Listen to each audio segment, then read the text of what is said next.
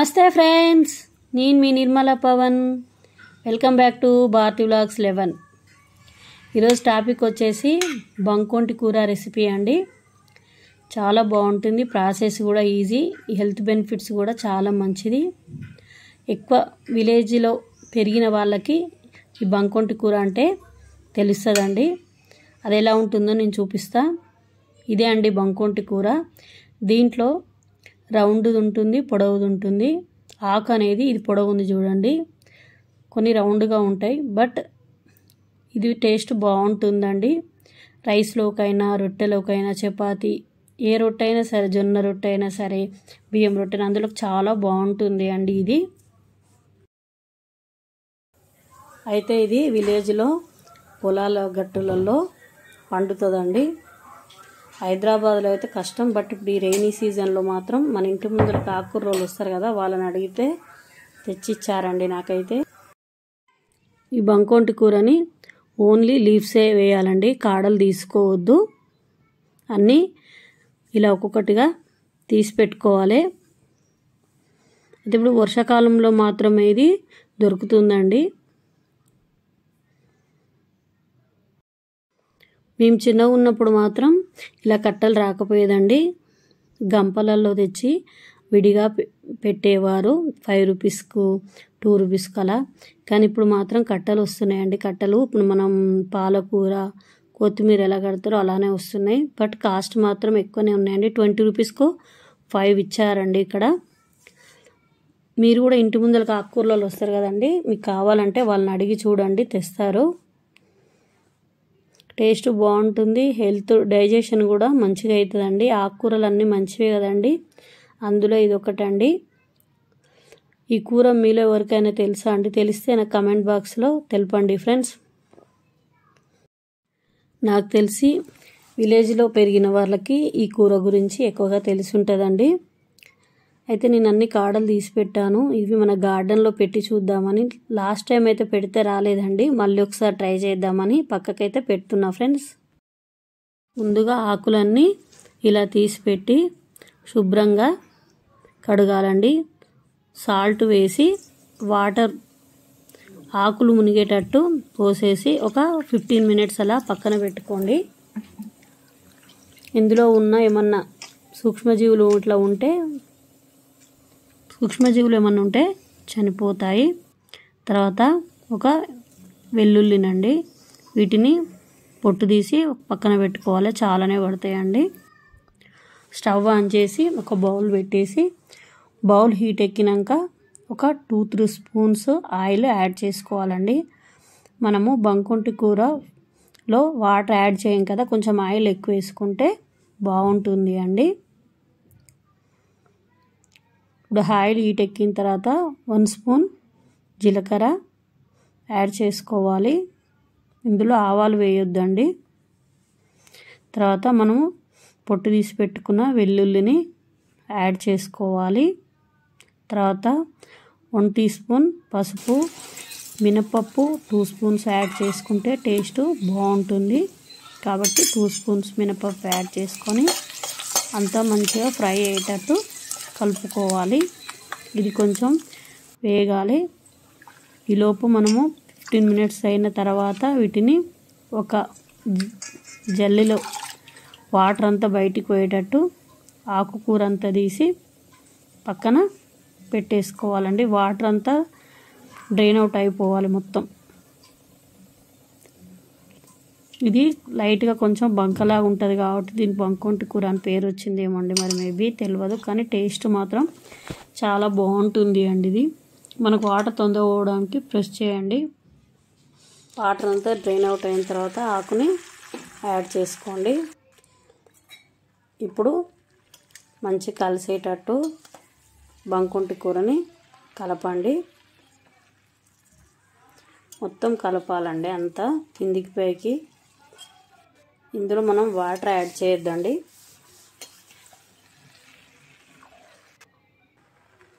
ఇది ఎక్కువ విలేజ్లలో దొరుకుతుంది. చాలామందికి ఇది ఉంటుందని కూడా తెలియదు నాకు తెలిసి. అందుకని మీలో ఎవరైనా ఈ కూర తెలుసు, ఆకుకూర గురించి మీరు తిన్నారా అలా ఉంటే కూడా కామెంట్ చేయండి. మూత పెట్టేసి సిమ్లో పెట్టాలండి. 1 మినిట్ తర్వాత తీసి కలపాలి ఇలా. అప్పుడు చూడండి కొంచెం దగ్గరికి అయింది కదా ఆకు అనేది. నేను ఇక్కడ ఆకుని కట్ చేయలేదండి, ఎందుకంటే మళ్ళీ బంకలాగా అవుతుంది. అందుకనే ఇలా డైరెక్ట్గా ఆకులే కడిగి వేసాను.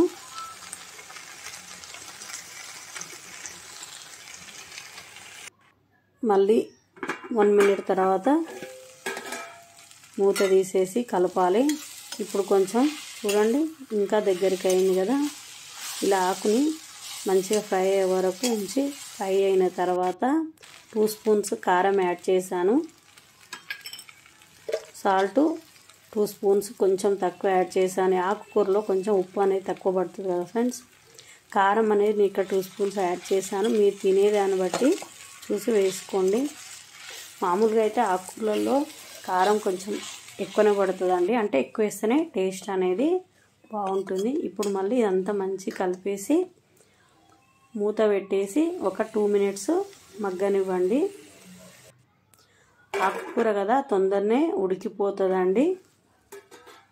ఇది రైస్లోకి, రొట్టెలోకి, చపాతీలోకి ఎందులోకైనా బాగుంటుంది కర్రీ.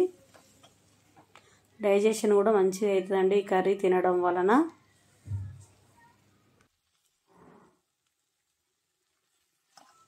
ఇది ఓన్లీ రెయినీ సీజన్లో గట్లలో పెరుగుతుందండి. చిన్నప్పుడు మేము చూసేది కదా, ఇది కట్టల్లాగా రాకపోయేదండి పునగంటి కూర అయినా ఇదైనా.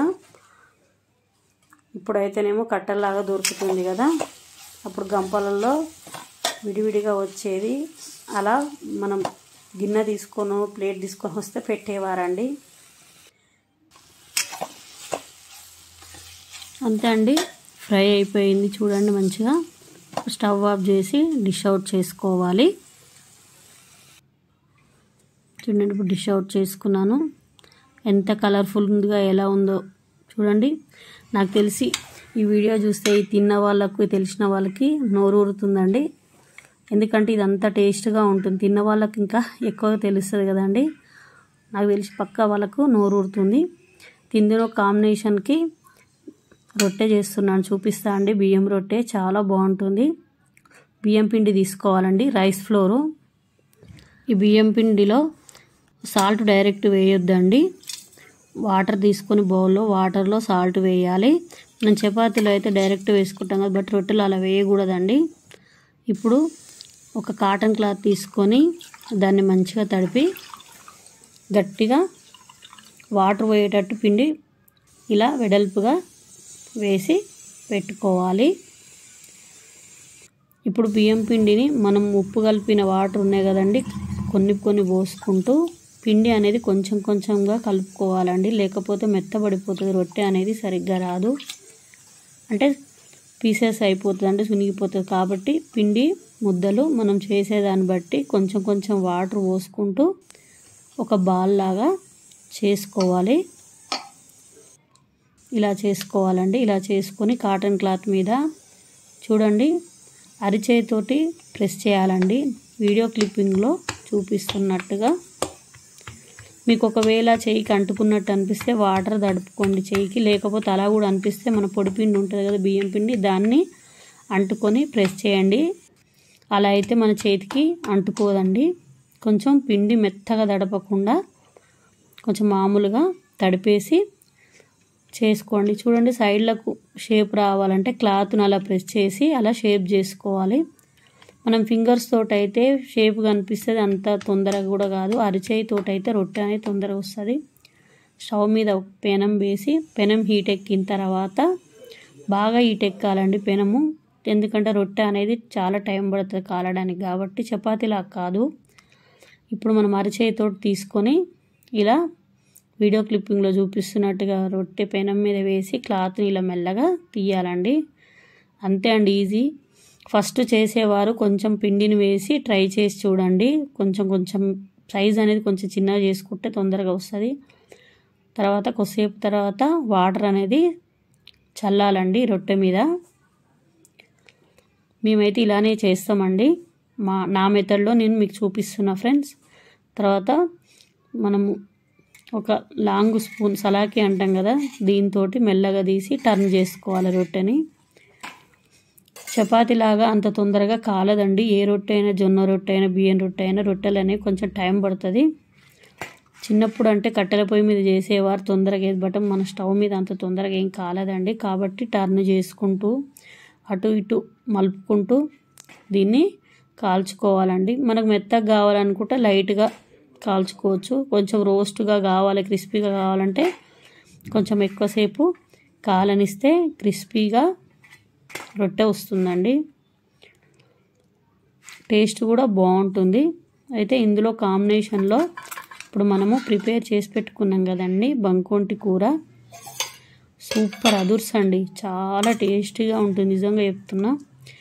ఈ కాంబినేషన్ తిన్న వాళ్ళకి చూస్తే పక్కా నోరూరుతుందండి. నాకు తెలిసి పక్కా కామెంట్లో పెడతారు వాళ్ళు వీడియో చూస్తే గనక పక్కా కామెంట్లో పెడతారు, పెట్టాలి.